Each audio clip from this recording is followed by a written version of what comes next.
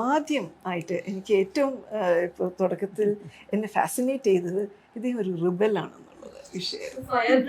Fire ബ്രാൻഡായിരുന്നു. അപ്പോൾ കേൾക്കുന്നത് തന്നെ മെഡിക്കൽ കോളേജിൽ ആകെ ആട്ടിമറിച്ച് ഇവിടെ അജിറ്റേഷനും ഇതൊക്കെ ഉണ്ടാക്കിയ ഒരു തലതെറിച്ച ആളാണ് എന്നുള്ളത്. അപ്പോൾ ആ തലതെറിച്ച ആൾ സർവീസിനകത്തിട്ട് കയറി ഇതിൻ്റെ യുക്തി ഒന്ന് മനസ്സിലാക്കണം എന്നുള്ളത് എനിക്ക് താല്പര്യം ഉണ്ടായിരുന്നു. പിന്നെ ഞാൻ ഓർക്കുന്നു ഇദ്ദേഹത്തിനെ ഇത് കാണുമ്പോൾ തന്നെ ഇപ്പോൾ ചെരുപ്പ് ഹവായി ചപ്പലും ഇട്ടിട്ടാണ് ഇതിനകത്തോട്ട് കയറുന്നത് തന്നെ, വണ്ടിക്കകത്തോട്ട് കയറുന്നതിന്. അപ്പോൾ കയറിയ പാട് അവിടെ നമ്മൾ നമ്മുടെ കൂടെ ഉണ്ടായിരുന്നവരിൽ ആർക്കോ ടിക്കറ്റ് ഉണ്ടായിരുന്നില്ല, ടിക്കറ്റ് ഇല്ലാതെ ആരും കൂടെ യാത്ര ചെയ്യുന്നുണ്ട്. കുറച്ച് പ്രായം ചെന്ന ആളാണെന്ന് കണ്ടിട്ട് ഇദ്ദേഹത്തിൻ്റെ ഭാഗത്ത് അയാൾക്ക് കൊടുക്കുകയും വീണ്ടും പേപ്പർ വിരിച്ച് തറയിൽ കിടക്കുകയും ചെയ്തു. വിചാരിച്ചു കൊള്ളാലും നല്ല മനുഷ്യനാണ്. പിന്നെ ഞങ്ങളങ്ങനെ സംസാരിച്ചപ്പോൾ അതുകൊണ്ട് തന്നെ കൗതുകം തോന്നി. പിന്നെ ഇതിൻ്റെ അകത്ത് ഒന്നും ചെയ്യാൻ പറ്റില്ലല്ലോ, നമുക്ക് ഇങ്ങോട്ട് സംസാരിച്ചുകൊണ്ടിരിക്കാനല്ലേ പറ്റുള്ളൂ. അപ്പം അങ്ങനെ സംസാരിച്ച് ഞങ്ങളുടെ ജീവിതയാത്ര തുടങ്ങി. ഞാൻ ശാരദയിൽ കണ്ട ഏറ്റവും പ്രധാനപ്പെട്ട ക്വാളിറ്റി ഒരു ഡ്രീമർ, അങ്ങനെ ഒരു പ്രത്യേക തരത്തിലുള്ള ഒരു വൈബാണ് എനിക്ക് കിട്ടുന്നത്. അങ്ങനെ എന്താണ് പല തരത്തിലുള്ള കാര്യങ്ങൾ അധികം ചെറിയ സമയം കൊണ്ട് ചെയ്തിട്ടുള്ള ഒരാൾ. പക്ഷെ അതോടൊപ്പം തന്നെ ഈ മനസ്സിൽ വളരെ രസകരമായിട്ടുള്ള ഒരു കവിതാ ലോകം സൂക്ഷിക്കുന്നു, വായനയുടെ ലോകം സൂക്ഷിക്കുന്നു. അപ്പോൾ എനിക്ക് ഫാസിനേറ്റഡ് ആവാനുള്ള ധാരാളം കാര്യങ്ങൾ ഇങ്ങനെ പുറത്തേക്ക് വന്നുകൊണ്ടേയിരിക്കുകയാണ്. ഒരു ചെറിയ നമ്മുടെ നാട്ടിലെ ഒരു ചെറിയ ചുറ്റുപാടിൽ നിന്നുകൊണ്ട് ഫ്രഞ്ച് പഠിക്കുന്ന ഒരാൾ വിദേശ രാജ്യത്ത് പോയി താമസിച്ച് മറ്റൊരു സംസ്കാരം പഠിക്കാനും ഒക്കെ അവസരം കിട്ടിയ ഒരാൾ. അപ്പം അങ്ങനെ ഓരോ തരത്തിലും ഒരു ചെറിയൊരു നമ്മുടെ ഇവിടുത്തെ ചുറ്റുവട്ടത്തിൽ നിന്നുകൊണ്ട് തന്നെ ഭയങ്കര രസകരമായിട്ടുള്ള പല ലോകങ്ങളിലേക്ക് സഞ്ചരിച്ചിട്ടുള്ള ഒരാൾ. അതോടൊപ്പം തന്നെ ഈ ഒരു ക്വാളിറ്റിയും ഒരു കവിയുടെ ഒരു ക്വാളിറ്റി, ഒരു ഡ്രീമറുടെ ഒരു ക്വാളിറ്റി, ഒരു ആർട്ടിസ്റ്റിൻ്റെ ക്വാളിറ്റി, ഇതൊക്കെ എനിക്ക് പെട്ടെന്ന് തന്നെ വളരെ കുറച്ച് സമയം കൊണ്ട് തന്നെ എനിക്ക് മനസ്സിലാക്കാൻ സാധിച്ചു.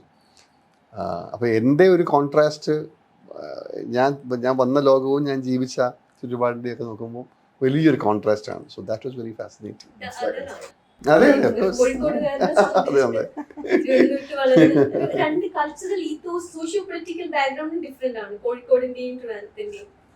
ട്രിവാൻഡ്രത്തിന് ആംബിഷ്യസ് ആണ്, പൊതുവെ ആളുകൾ ആസ്പിറേഷണൽ ആണ്, ആംബിഷ്യസ് ആണ്. എന്നാൽ കോഴിക്കോട് കുറച്ചുകൂടി ടോട്ടലി ഡിഫറെന്റ്. ആ ഒരു മറ്റൊരു ലോകത്തെ ഒരു ക്രീച്ചറിനെ കിട്ടിയ പോലെ ആയിരുന്നു എനിക്ക്. ഡൈനാസ്റ്റിക് പൊളിറ്റിക്സ് എന്ന് പറയും. എന്നെ ലൈറ്റർ വെയിൻ ഞാൻ ചോദിക്കുകയാണ്, ഈ ഡൈനാസ്റ്റിക് അഡ്മിനിസ്ട്രേഷൻ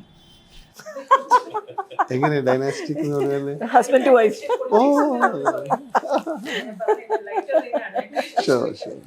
അതൊരു പ്രശ്നമുണ്ട്. ഭയങ്കര ദാരിദ്ര്യമുള്ള ഒരു വീടിന്റെ താക്കോലാണ് കറക്റ്റ് ആണ്. ദാരിദ്ര്യ നിർമ്മാർജ്ജനമുള്ള എന്റെ പണി. ഈ ഒരു സിറ്റുവേഷൻ എങ്ങനെയാ, what advice would you give to her? Like വളരെ ഒരു ഡിഫറെന്റ് ടൈമിലാണ് ഈ ഹാൻഡ് ഓവർ നടക്കുന്നത്. See, the chief secretary's job is not ഒരു ഭയങ്കര വെൽ ഡിഫൈൻഡ് ആയിട്ടൊരു ജോലിയല്ല. It is what each person makes of it. കാരണം എന്താ വെച്ചാൽ let's say 80% of the responsibility വളരെ ഫിക്സ്ഡ് ആണ്. You are finally at the end of the day you are the secretary to the council എന്ന് പറഞ്ഞാൽ അത് ഒരു ചീഫ് സെക്രട്ടറിയുടെ primary responsibilities to the council of ministers. നമ്മുടെ ഏറ്റവും ഹയസ്റ്റ് ഡിസിഷൻ മേക്കിംഗ് ബോഡിയാണ് നമ്മുടെ കൗൺസിൽ, ക്യാബിനറ്റ് എന്നത്. അപ്പോൾ ക്യാബിനറ്റിൻ്റെ മുൻപാകെ പ്രധാനപ്പെട്ട വിഷയങ്ങൾ കൊണ്ടുപോയി ആ തീരുമാനങ്ങൾ എടുപ്പിക്കുക എന്നുള്ളതാണ് ചീഫ് സെക്രട്ടറിയുടെ പ്രൈമറി റെസ്പോൺസിബിലിറ്റി. അപ്പോൾ അതാണ് ഞാൻ പറഞ്ഞത്, 80% ഓഫ് ദി വർക്ക് അത് തന്നെയാണ്. ആ വർക്കിൻ്റെ കാര്യത്തിൽ എനിക്ക് ശാരദയ്ക്കൊന്നും പറഞ്ഞു കൊടുക്കാനില്ല. കാരണം എന്നേക്കാൾ കൂടുതൽ അഡ്മിനിസ്ട്രേറ്റീവ് മേഖലകളിൽ ശാരദയ്ക്ക് അനുഭവമുണ്ട്.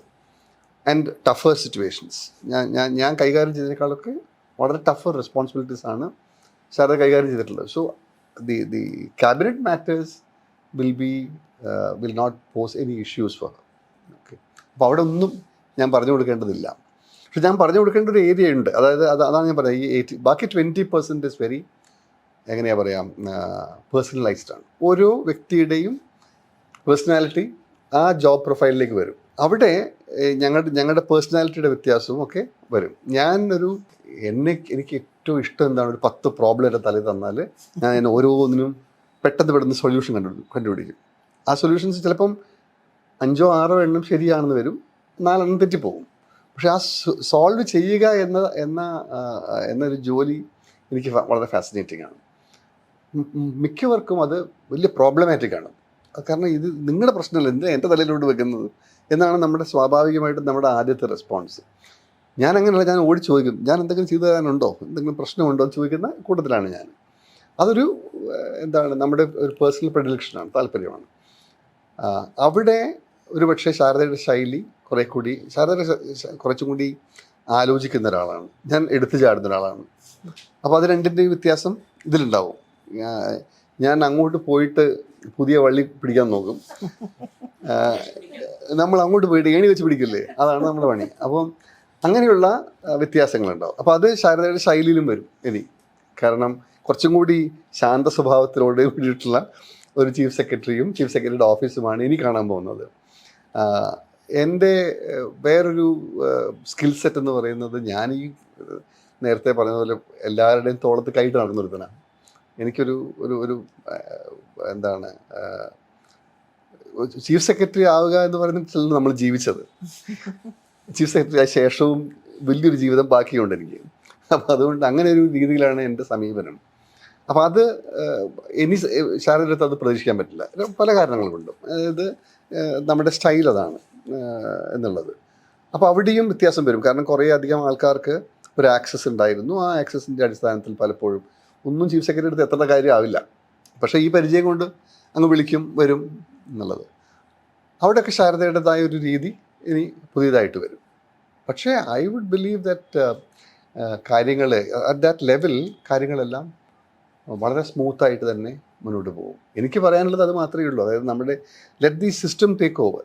ആ സിസ്റ്റത്തിൻ്റെ ഒരു സ്ട്രെങ്ത് ഉണ്ട്. അവിടെ നമ്മൾ ശ്രദ്ധിക്കേണ്ട ചില കാര്യങ്ങൾ മാത്രമേ ഉള്ളൂ. അത് ഓബ്വിയസ്ലി ഞാൻ പറഞ്ഞു കൊടുക്കും.